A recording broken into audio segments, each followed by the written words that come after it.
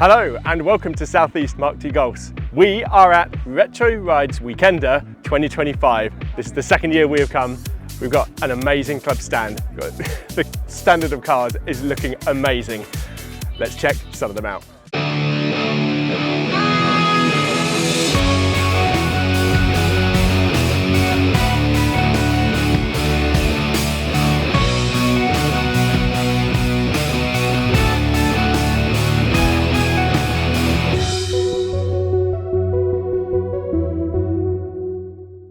On our stand, we've got 42 beautiful Mk2 Golfs. They are fantastic.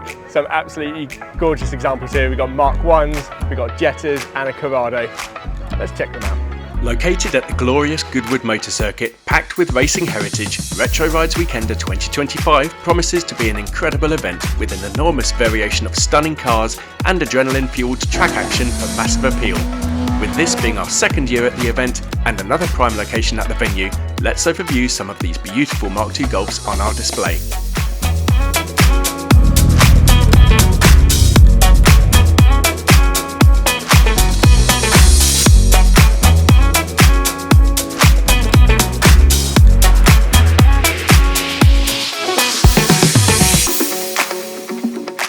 I wanted to catch up with David, the owner of this beautiful Golf GTI, and find out more about something I'd spotted. Hi David, so I'd love to have a little chat about your car because Good morning. It's I noticed something in the windscreen which is quite an interesting feature about it. Well, it is interesting. I've had it for 25 years now and it's my daily drive, and I've kept on top of it as far as conditions concerned, but it is my daily drive and has been for 25 years. Wow. Wow, okay, let's have a look at it. Okay. Beautiful. Okay, if you can tell me a little bit about it, because that is lovely.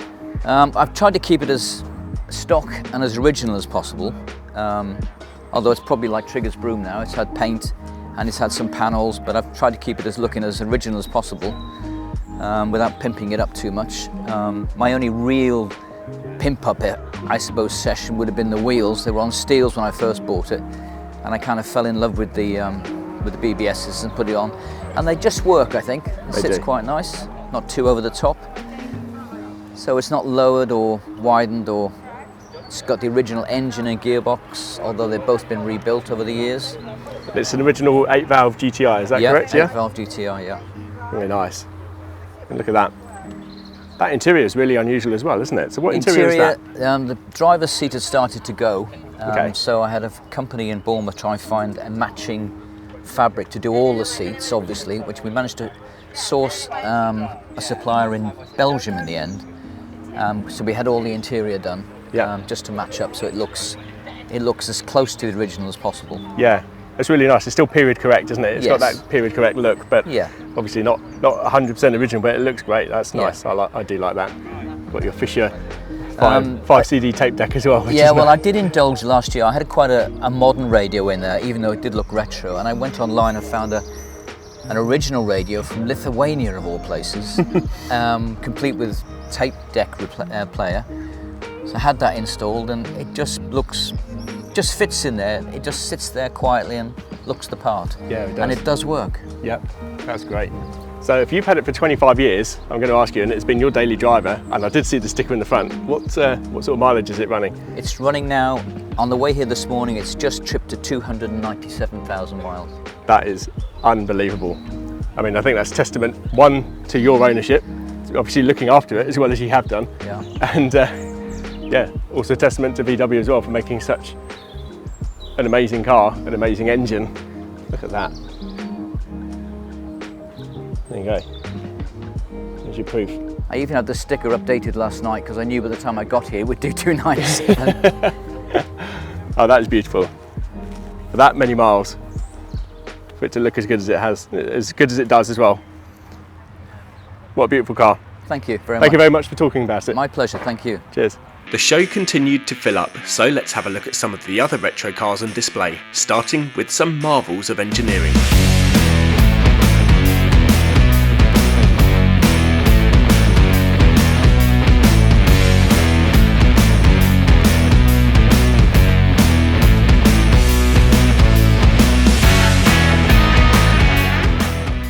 These road-legal drag cars produce in excess of 1,000 brake horsepower and are subject to intense scrutineering to ensure they can be driven on the road, although running such huge power does mean things don't always go to plan.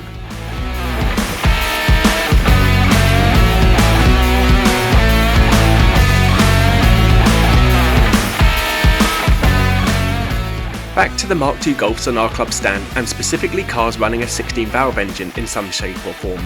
Let's start with this Rally, a homologation special, but instead of running a 1.8-valve supercharged engine, a 16-valve is nesting under the bonnet with enormous turbo to make this all go to match the show.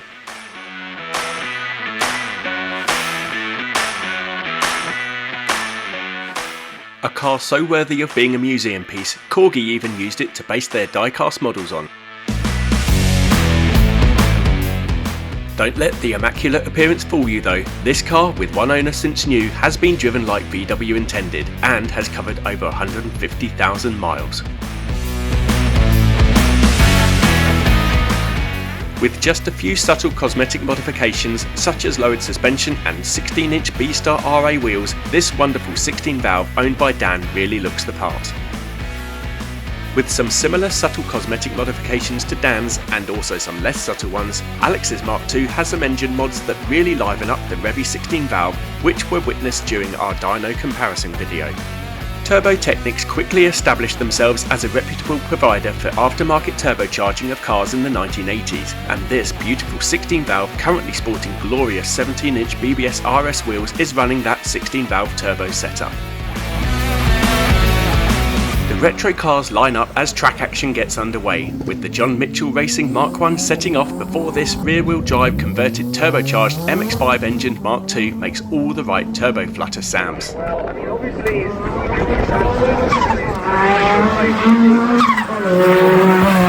Now for me to experience something I'd wanted to for ages, a passenger ride in Steve's Mk2 Golf GTI 16-valve, which I truly believe is the fastest standard one in the country.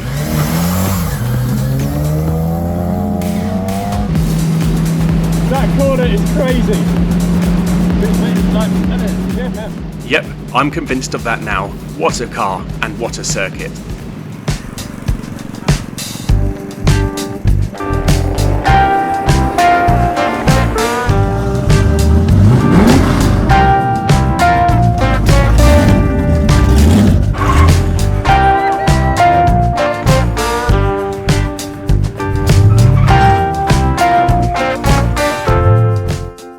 Maybe not quite what Henry Ford had envisaged for this. The track action continues with a massive variation of cars taking on the infamous Goodwood circuit.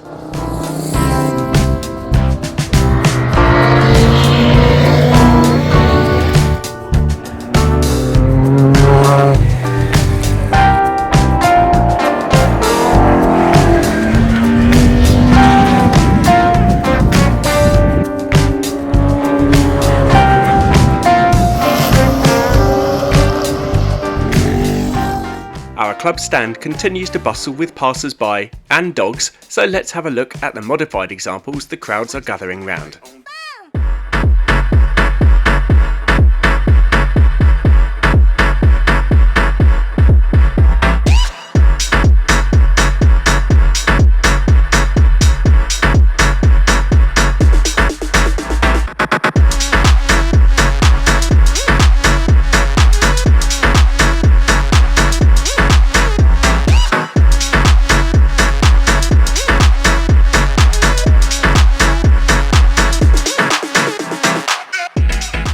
The Jetta is an alternative to the Mk2 Golf, and we are fortunate enough to have three very different ones on our stand.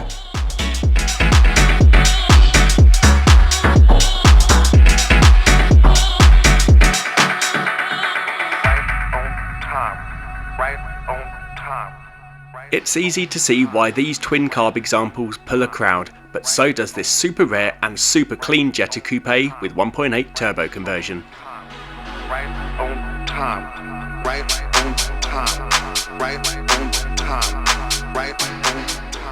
We move away from the Mk2 Golfs to soak up the chilled vibe of this awesome show, checking out some more of these unique and beautiful retro cars on display.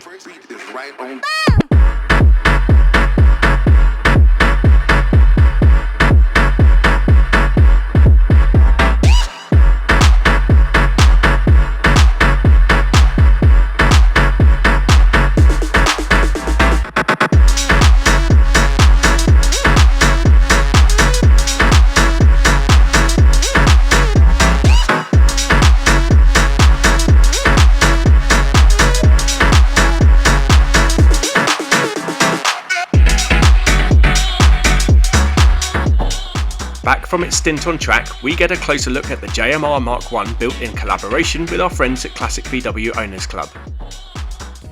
Here we have Spike's Mk2 Golf with fully custom fabricated body kit. This is certainly a head turner.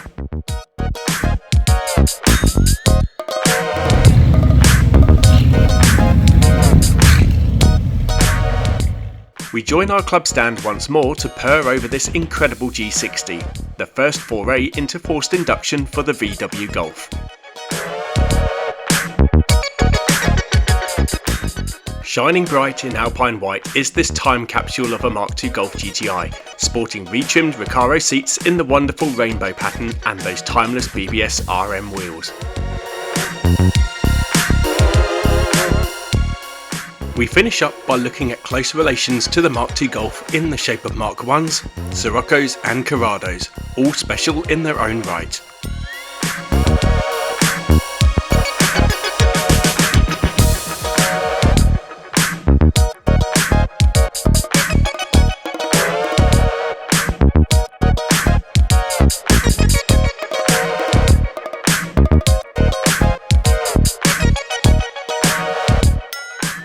The show wraps up on our second visit, but certainly not our last at Retro Rides Weekender.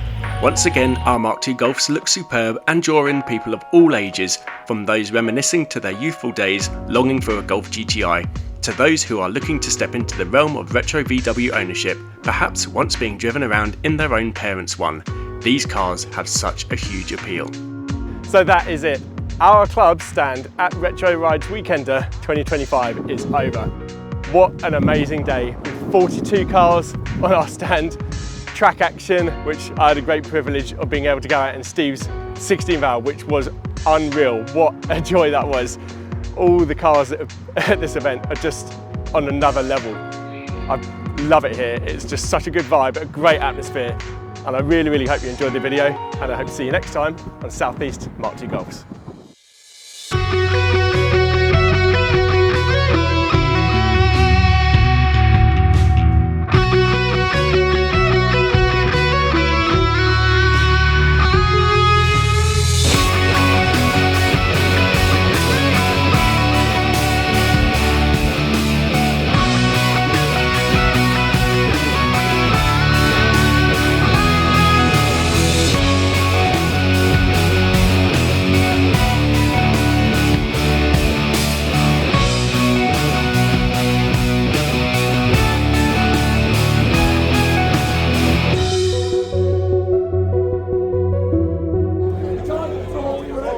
Sorry.